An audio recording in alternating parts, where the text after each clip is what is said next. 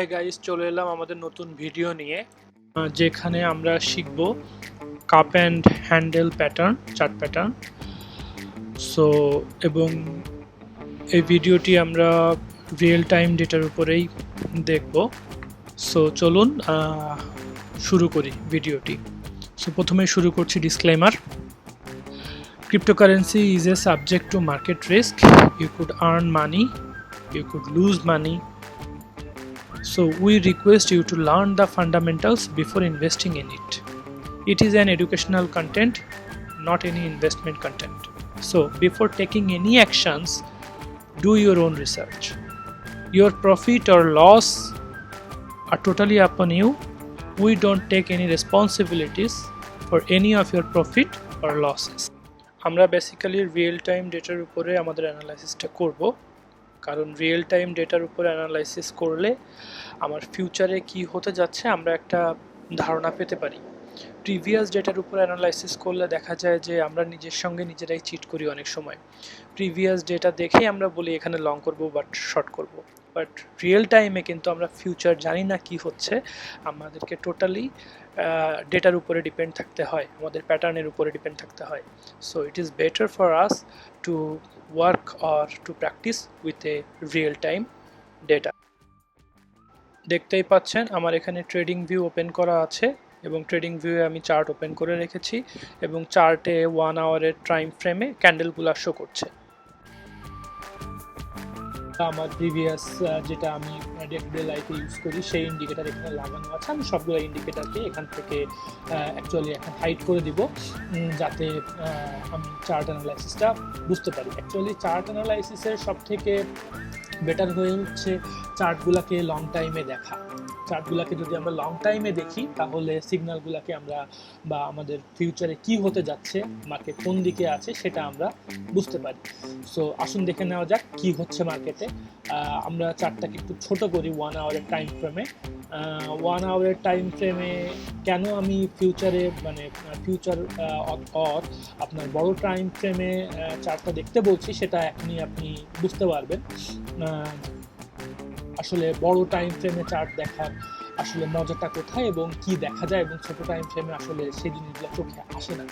এখন এটা দেখতে পাচ্ছেন 1 আওয়ারের আমাদের চার্টটাকে আমরা ছোট করে এখানে দেখাচ্ছি, কিন্তু এই টাইম ফ্রেমটাকে আমি একটু বড় করে আপনাদের সামনে ধরি, তাহলে আরো ক্লিয়ার হবে যে এখানে কি হতে যাচ্ছে। দেখুন এটি আমার প্রিভিয়াস চার্টের হিস্ট্রিগুলোকে আমি টোটালি 0 করে দিলাম। এখান থেকে চার্টের যে টাইম ফ্রেমগুলোকেও আমি এই যে লম্বা লম্বা বার সেশন ব্রেক বলা হয় এটাকেও আমি ক্লোজ করে দিই। আচ্ছা, this is a total chart, যেটাকে আমি বলি যে নিউড চার্ট, যেখানে আসলে চার্ট ক্যান্ডেল স্টিক ছাড়া আর কিছুই নাই, এবং চার্টটা হচ্ছে 1 আওয়ারের টাইম ফ্রেমে।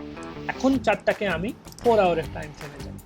কীভাবে 4 আওয়ারের টাইম ফ্রেমে চার্টটাকে দেখতে হয় সেটাও আপনি দেখেন। এখান থেকে 4 আওয়ারে ক্লিক করলে চার্ট 4 আওয়ারের টাইম ফ্রেমে চলে আসে।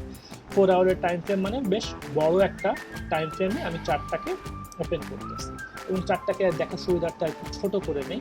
ছোটো করে নিলে আরও ইজিলি বোঝা যাবে যে মার্কেট কি হচ্ছে, কোথায় যাচ্ছে, কি হতে পারে। দেখেন এখন আমরা এখানে কি দেখতে পাচ্ছি ওভাবে বোঝা যাবে না যখন আমরা এখানে টেকনিক্যাল অ্যানালাইসিসের ট্রেন্ড লাইন, চার্ট প্যাটার্ন এগুলো আমরা এখন এর উপরে অ্যাপ্লাই করার সঙ্গে সঙ্গে আপনি বুঝতে পারবেন এখানে কি হচ্ছে। যেমন দেখেন এই চার্টের এখানে একটা টপ লাগাইছে, এখানে একটা টপ হয়েছে মাঝখানে, এখানে বিএনবি প্রাইস ছিল নিচের দিকে। এখন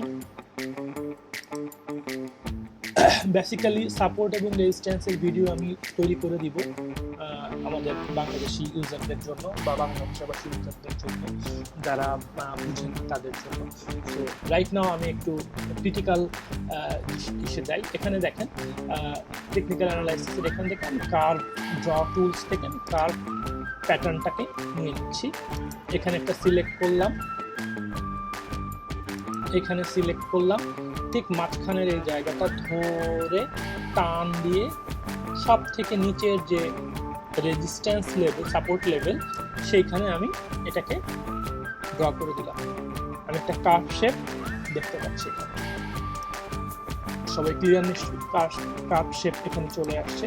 নাও আমি কি করলাম, একটা ট্রেন্ড লাইন নিলাম, এইখান থেকে ধরে বরাবর নিচের দিকে ক্লিক করলাম প্রত্যেকটা হায়ার অংশটাকে, এবং সেকেন্ড সেম আরেকটা ট্রেন্ড লাইন এখান থেকে লোয়ার পার্টগুলোকে, ক্যান্ডেলের লোয়ার পার্টগুলোকে একত্র করে এইভাবে আমি টানলাম। ঠিক আর একটু হাই করে লাগিয়ে দেই, দেখেন কি হচ্ছে। Now what we are seeing, this is a trend channel, a channel create হয়েছে। আচ্ছা, এখানে একটা কার্ভ অপশন ক্রিয়েট হয়েছে, যে কার্ভ অপশনগুলোকে আমরা এই মাথা এবং এই মাথা থেকে সব থেকে টপ অংশগুলোকে আমরা অ্যাড করেছি। নাও এখন যদি এই টপ ধরে লম্বালম্বি একটা ট্রেন্ড লাইন আমি টানি, তাহলে আমি কি দেখতে পাচ্ছি, দেখেন এটা হচ্ছে, this is called a classic chart pattern which called cup and handle. এটাকে বলা হয় কাপ, এটা হচ্ছে তার হ্যান্ডেল। আচ্ছা, এখন কাপ হ্যান্ডেল এই প্যাটার্নটার উপরে ডিপেন্ড করে আমরা কিভাবে বুঝবো আমাদের প্রাইসটা কোথায় যেতে পারে, রাইট? আমাদের মেইন টার্গেট তো প্রাইসটাকে অ্যানালাইসিস করা। আমাদের প্রাইস প্রিভিয়াস প্রাইস প্যাটার্নের উপর ডিপেন্ড করে ফিউচার প্রাইস প্যাটার্ন কোথায় যায়। তো সেটার জন্য আমি একটা অ্যারো নিলাম, অ্যারো নিয়ে আমার কাপের লোয়ার বটম থেকে রেজিস্ট্যান্স লেভেল পর্যন্ত একটা মাপ নিলাম, এবং সেম জিনিসটাকেই আমি কপি করে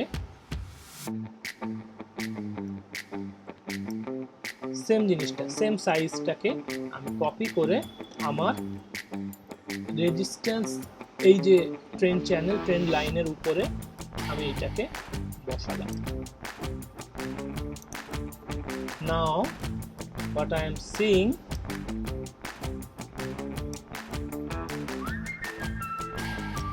আমার প্রাইস রেঞ্জ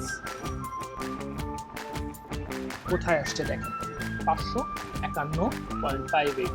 এবং মজার বিষয়, এর উপরে দেখেন ফিবোনাসি লেভেল ড্র করা হয়েছে, ফিবোনাসি 55.50, 55.555.0, 1.272 ফিবোনাসি লেভেল এখানে। তার মানে আমার this is the resistance level.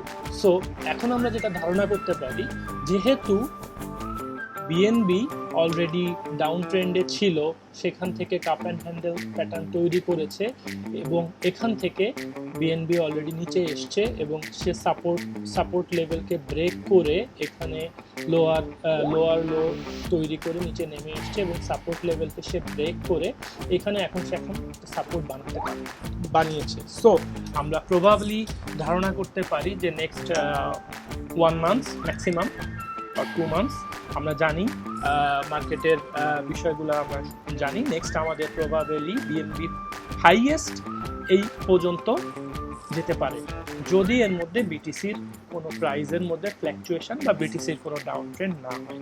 BTC যদি এভাবেই চলতে থাকে, বা বিটিসি যদি এখন যেভাবে ফুল ট্রেন্ডে আছে এভাবেই যদি কন্টিনিউ করে, আমরা ধারণা করতে পারি BNB highest right now, highest analysis এর উপরে ডিপেন্ড করে 552 থেকে 560 এই লেভেলে বিএনবি যেতে পারে। সো এখন যারা সুইং ট্রেড করতে চান, বা যারা সুইং ট্রেড করেন, ডে ট্রেডারের জন্য আমি বলবো না, যারা সুইং ট্রেড করেন তারা এই প্যাটার্নের উপর ডিপেন্ড করে এখানে আপনারা আপনাদের একটা ট্রেড করে রাখতে পারেন। সেটা ফিউচারে করতে পারেন, বা ফিউচারে করলে সেটা রিস্কি হবে। আপনি এখন যদি এই লেভেলে কিনে রাখেন 440-এর লেভেলে, বা এখানে যে আবার ফিরতে পারে, দ্যাট মিনস 0.7 0.786 লেভেলের এখানে 466-র মধ্যেও যদি আপনি কিনে রাখেন বিএনবি, কিনে এটাকে যদি সেল অর্ডার আপনি এই লেভেলে দিয়ে রাখেন পরে লং টার্ম পারপাস, তাহলে এখান থেকে আপনার একটা বেটার অপরচুনিটি, আপনি বেটার একটা প্রফিট মার্জিন আপনি গেইন করতে পারবেন। So this is the power of technical analysis. তারপরেও এখানে বলা হয় টেকনিক্যাল অ্যানালাইসিস অল্ট কয়েনের জন্য সবসময় কার্যকারী হয় না। আমরা 60 থেকে 70% বেসিক্যালি আমরা এটা ধরতে পারি যে এটাই হবে, বাকি 40 থেকে 40% নাও হতে পারে, ডিপেন্ড অন দ্য বিটিসির প্রাইস, ডিপেন্ড অন দ্য ইথেরিয়ামের প্রাইস, ডিপেন্ড অন দ্য যারা আমাদের বড় বড় গ্রুপ আছে তাদের উপরে, ডিপেন্ড অন বাইন্যান্স, যেহেতু এটা বিএনবি বাইন্যান্সের কয়েন। আমরা ধারণা করতে পারি এই লেভেলে যে বিটিসি বিএনবি হোল্ড করবে, বা এই লেভেলে যে বিএনবি হয়তো নিচে আসতে পারে, বাট ম্যাক্সিমাম আমরা ধারণা করতে পারি যে বিএনবি 552 থেকে 560-এর মধ্যে আমাদের নেক্সট 2 মান্থসের ভেতরে BNB can go that kind of high. So this is the technical analysis. Technical analysis এভাবেই করে। সো টেকনিক্যাল অ্যানালাইসিস কীভাবে করে, বা cup and handle chart pattern draw করলাম, সেটাকে কিভাবে অ্যাপ্লাই করতে হয় চার্টের উপরে, সেটাও আমরা এখানে দেখলাম। সঙ্গে আমরা এখানে ফিবোনাচি লেভেলগুলো দেখতে পাচ্ছি। So that's all for today আমাদের অ্যানালাইসিসের পার্টে। আমার মনে হয় সবাই বুঝতে পেরেছেন কীভাবে টেকনিক্যাল অ্যানালাইসিস ড্র করতে হয়, কীভাবে করতে হয়।